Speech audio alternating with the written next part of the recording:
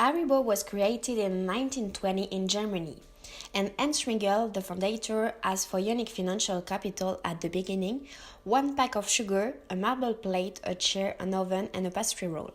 The name of the company is an acronym of the name of the founder.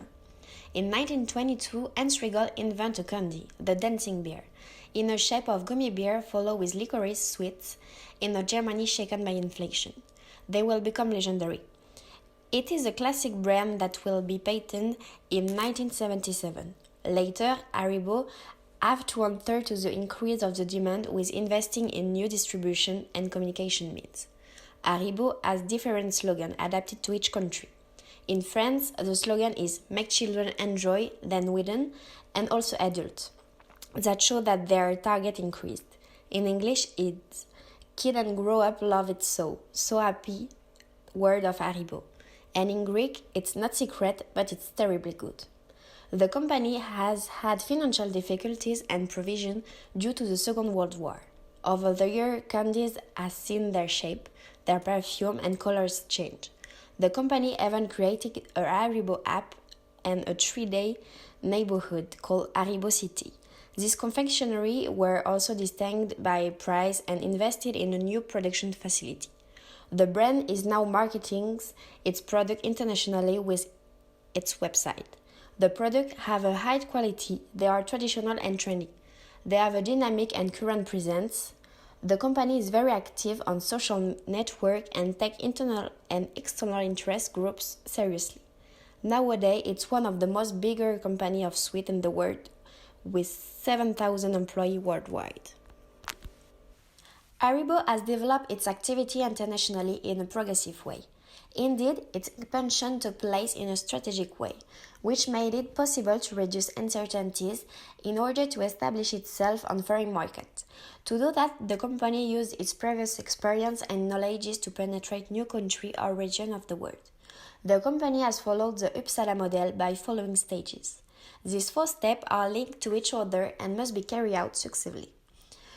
Now, regarding the Europe market, the first stage is that the company has no regular export activities. In fact, at the beginning of its activity, Haribo was only producing products in their factory in Germany and sells them in the country. Secondly, Haribo doesn't export their product via independent agent. After that, they open joint venture. It's the case in Sweden and in Austria.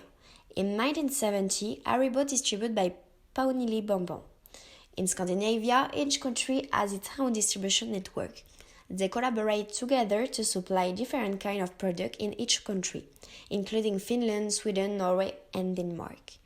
This is ideal for Scandinavian countries because their products are adapted to countries' preference in terms of taste and color. After that, they open overseas marketing subsidiaries. In 1976, it was in France, Haribo by Lorette, and became Haribo France SA. Another case was in UK that in 1970 they take over Haribo Dunhill. Regarding the Asian market, they opened a joint venture in Singapore which was created in 2012. Its aim is to exploit the booming market in the Southeast and West Asia. Based in the central business district of Malaysia that allow Haribo to get and facilitate access for the market of the region to develop the business in Thailand, Indonesia, Philippines and Myanmar. After that, they opened overseas marketing subsidiaries.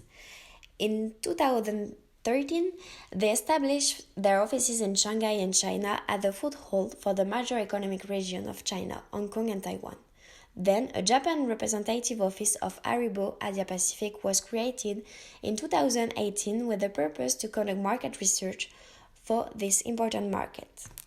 After a decade, Haribo started to export their product in the United States. The aim was to penetrate this huge market for after penetrate widely the North and South America market. An office was created in Baltimore and then a corporate headquarters in Rosemont to consolidate and optimize operational performances. The new centralized location in the US provide better access to all of Haribo of America's customers and position the company well for long-term growth. After a year of marketing throughout import, Haribo arrived in Brazil by setting up a factory in Sao Paulo. It is the first country outside Europe to own a plant. To conclude with the Uppsala model, Haribo's strategy is to buy several existing companies in order to increase its production capacity. In France, Haribo has hoped for two production sites. The first one is located in Marseille, in addition to hosting the head office and Uzès. This production place make possible to supply and deliver market in Southern Europe, such as Spain, Malta, Greece. The firm opted for an international strategy. Nowadays, they are present on all countries. As Haribo is present all over the world, we have decided to focus on Europe to do our analysis. We decided to show the attractiveness of France.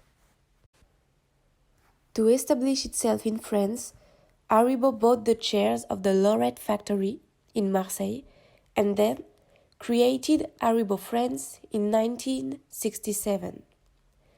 We choose to present the cage framework to explain the attractiveness of France. About the cultural distance, we can say that there is not the same language, but all actions are conducted in English to harmonize it all. Moreover, the company is German, so in terms of religion and ethnicity, there are no striking differences with France.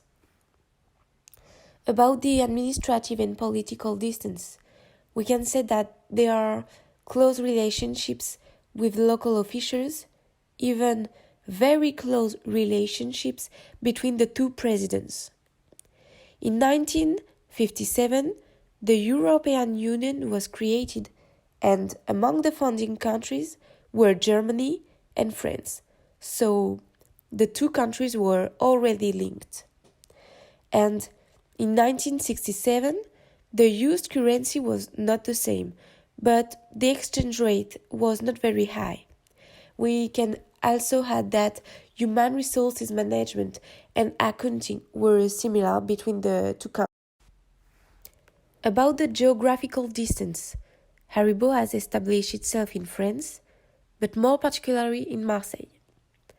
We can see that there is no very big difference about the climate, and distance is not a barrier. It's easy to reach Marseille from Germany by plane or even by train or car. Marseille is a port city, so there is an easy access for the south of Europe. Marseille is located at the bottom of Europe and close to the Mediterranean Sea, so the port can then supply the south of Europe and north of Africa. About the economic distance, from 1945 to 1973, France experienced the strongest economic expansion in its history and one of the highest in the industrial world, the 30 Glorious. But during this period, at the same time, in 1967, there was a crisis in Germany, so it was an opportunity to invest in France, as France had high technicality in production and good knowledge. To conclude about the cage framework, we may say that France is attractive for Haribo because there are different kinds of knowledge in France that there are not in Germany. The situation of Marseille allows an opening on the Mediterranean Sea. Germany can enjoy various advantages without too many political and cultural disadvantages. France is also an opportunity thanks to its economic situation. The GDP in France in 1967 was $119.5 billion, and the unemployment rate was less than 4%. We can quickly understand from the figures that France was a promising country for growth at that time. To stay in Europe, we decided to describe Haribo's entry mode to Denmark. Now, we're going to analyze the Haribo entry strategy in one country. But before we do that, it would be quite interesting if we analyzed a little the marketing of Haribo and the advantages that Haribo has. Watching again the Uppsala diagram, we can notice that Haribo, in most countries that has presence, has either been through exportation and, in most cases, with wholly owned subsidiaries.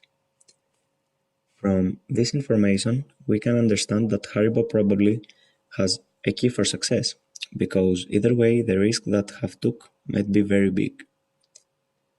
So, what's the key of Haribo's success? Actually, Haribo has two keys of success. The first one is the strong brand name that have created throughout the years, and the second one is the product itself. The country we're going to analyze now is Denmark.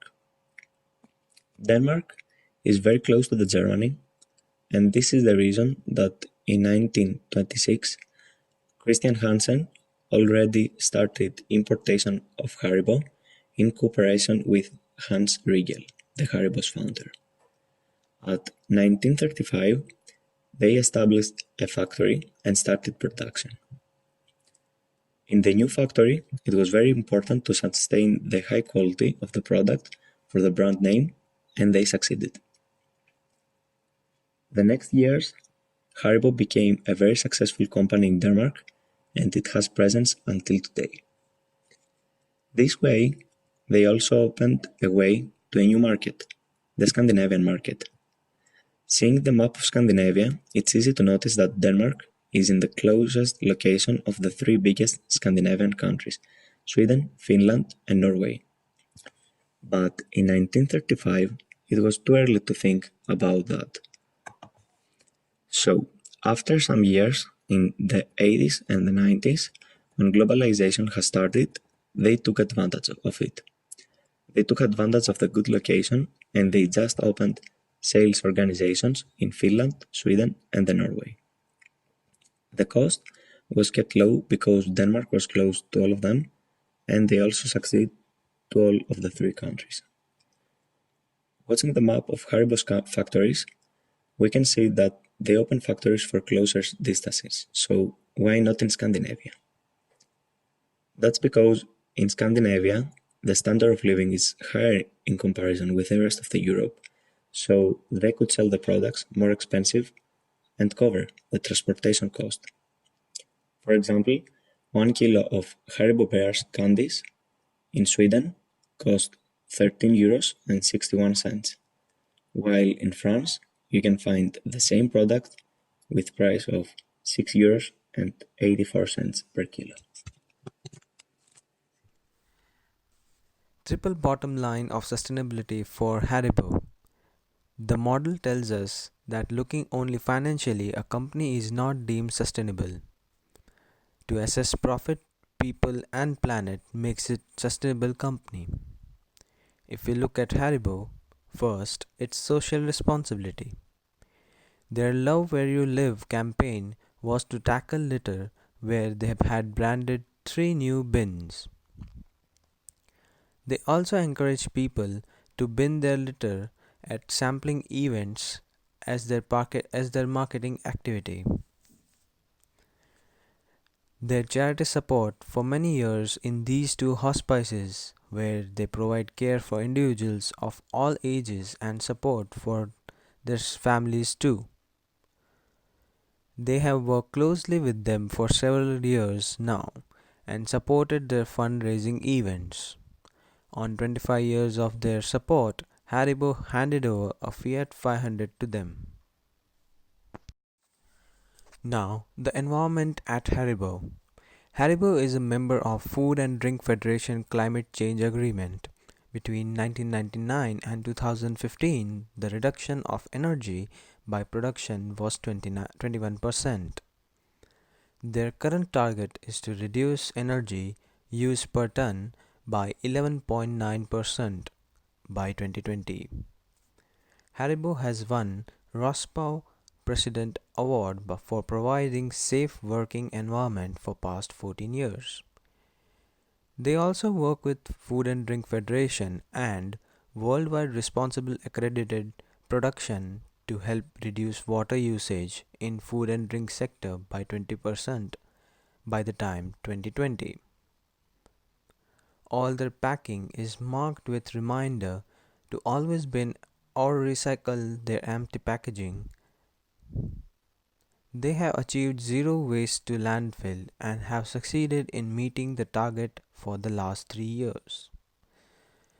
The raw material at Haribo UK aim to procure all goods and service in a responsible and sustainable manner, to consider social, economic, health, safety, environmental, food safety, and quality issues at every stage of their supply chain.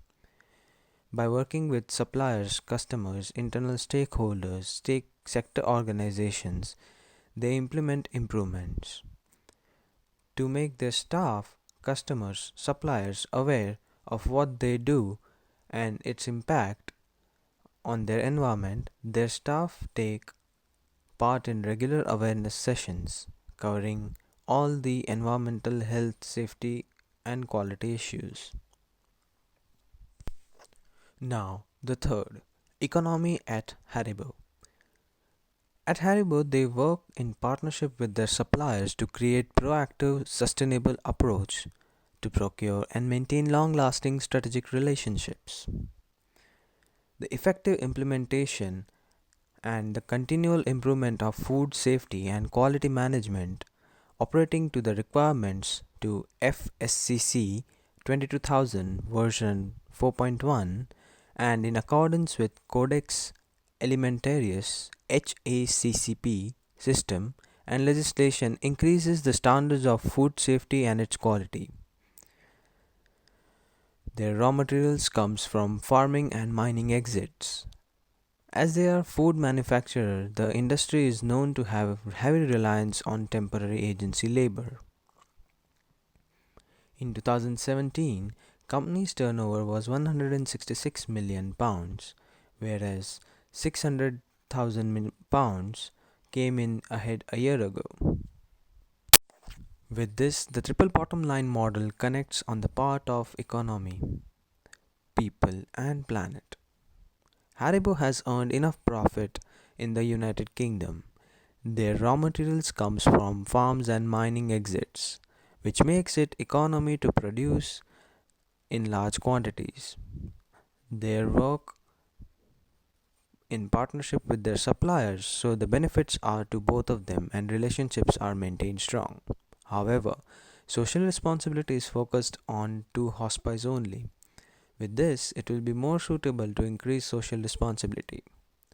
While the environment at Haribo, they have made progress over the years and maintained it while working with Food and Drink Federation and Worldwide Responsible Accredited Production to help reduce water usage and maintain the food quality and its resources. If Haribo does more social responsibility, then it can attain triple bottom line sustainability model. So, to conclude, Haribo is a very successful company and the strategies that follows are all very good. Haribo has achieved to have wholly owned subsidiaries in most countries that has presence. As a result, they have maximized their incomes. So, this is the best strategy that could have selected for their products. Some alternative strategies that they could follow are about their own product. For example, Haribo has already candies in many shapes and tastes. Has candies for vegetarian, has halal candies for Muslim people, and the opportunities are limitless. So, some other strategies that Haribo could choose are ecological candies or candies with vitamins. The ecological candies can be from products friendly to the environment, for example, without color but with the same taste and shape. Ecological candies can also be candies that are made from factories that use renewable sources of energy. A second idea can be candies with vitamins. Candies with vitamins can be healthier and more attractive to the adults. Moreover, it will be healthier for children to eat, and parents will not be afraid to buy more for their children. We can say that Haribo can take advantage of its strong brand name and try some new alternative strategies. You can find all our references here, and thank you for listening to us.